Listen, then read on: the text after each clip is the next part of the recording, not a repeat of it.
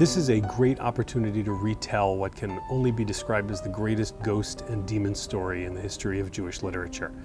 It comes from a book called Kav HaYashar by Rabbi Tzvi Hirsch Keidenhover, a leader of the Frankfurt Jewish community in the 17th and 18th century. And in a chapter of this book dedicated to the reasons why somebody should avoid demons at all costs, he tells the following story. In the town of Posen, there was a large stone home, and a family moved into the home and avoided the basement at all costs.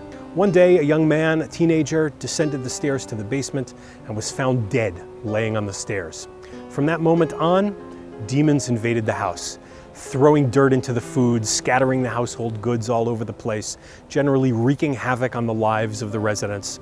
The family called in the exorcists, they called in the Baal Shem, the magical healer of the Jewish community, who was simply unable to remove these demons from the house. Until, at some point, the demons approached the Baal Shem and they said, "We have a right to be here. This house belongs to us, and we will sue in court to get what we deserve." Off they went to court. The demons couldn't be seen, of course, but they could be heard. Their voices were loud and clear. And to back up their claim that they were entitled to this house, they said the following story. The original owner had been a silversmith, and he maintained a long-time ongoing affair with a beautiful female demon.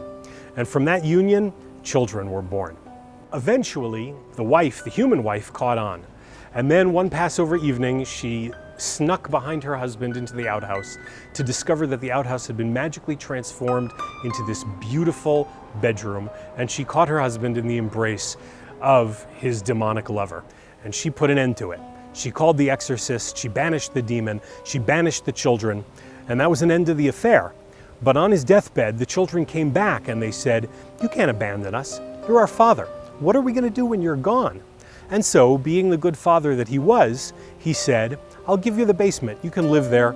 That will provide for you." And so, claimed the demons, we are the rightful owners. The court had never heard such a claim, and so they deliberated, trying to figure out the right conclusion.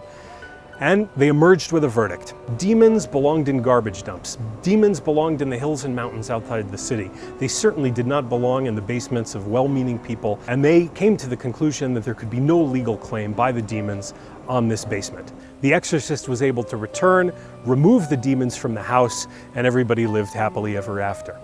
Of course, Rabbi Keidenhover mentions this in the context of warning us about the dangers of demons in general and beautiful female demons in particular, but I have the impression that he enjoyed telling this story just a little more than he lets on.